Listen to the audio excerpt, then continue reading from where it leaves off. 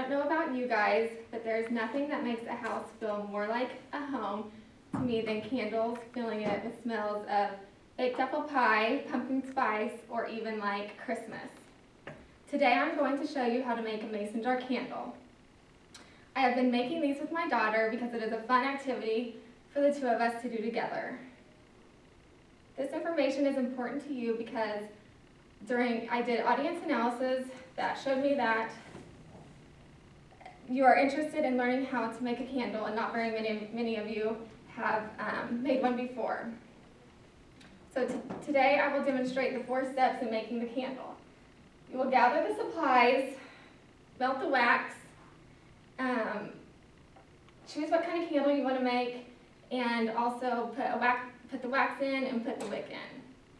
So let's start by going over what supplies you need. You will need a mason jar, whatever size you would like, some wax, which I purchased at Hobby Lobby, but you could probably get it at Walmart. And I did soy wax, but you can also just melt an old candle that you have around the house, also would work the same. Sprinkles, some corn syrup, a brush, like a paintbrush or any kind of brush that you can spread things around, some scissors, a pencil, a wick, a hot glue gun, and also a ribbon if you just want to add a little something to it. So after you gather the supplies, the first step is melting the wax. And when you melt the wax, you want to make sure that you do it on low heat because you don't want it to boil. And I like to go ahead and already have it ready so that I don't have to waste my time just sitting around waiting for wax to melt. So I already have that melted for us today. So after the wax is melted, you can move on to choosing what kind of candle you want to make. And my daughter, you can do it plain, but my daughter likes to make a funfetti candle and use sprinkles, so that's what I'm going to show you. You start by taking the corn syrup and putting it a little bit inside the candle. And you can keep adding more if you need to, but just take the brush and coat the inside so that it gives the sprinkles something to stick to.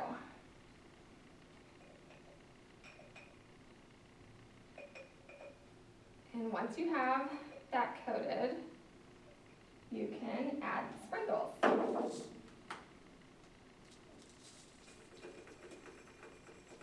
And you can keep adding more as you need to, but you'll just take it and move it around and coat the middle.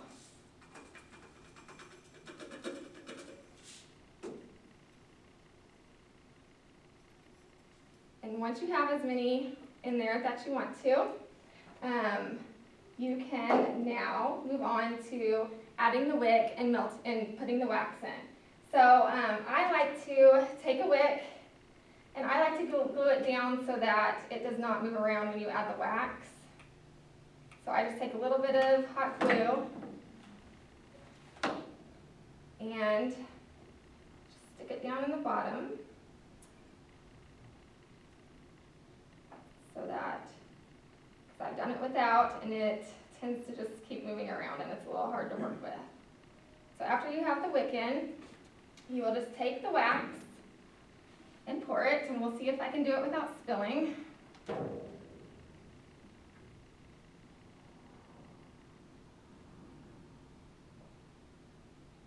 And some of the sprinkles will kind of run off, but even when it's not perfect, it still looks cute.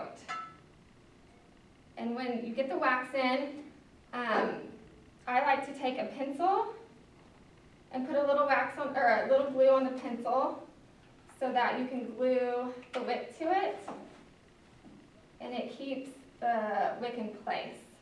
So it'll stay in the middle of the candle.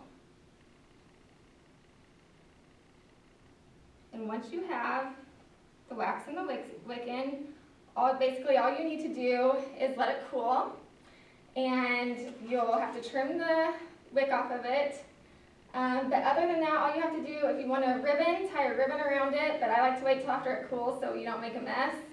And that's pretty much all you do. And I brought, since it's not cold, I brought one that we already completed, so that is what the completed project will look like. And so now that you know what the 4 steps are, which were getting all your supplies ready, melting the wax,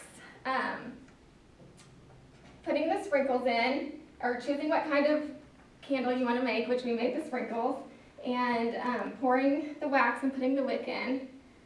I hope that you will be able to go home and try and make this yourself.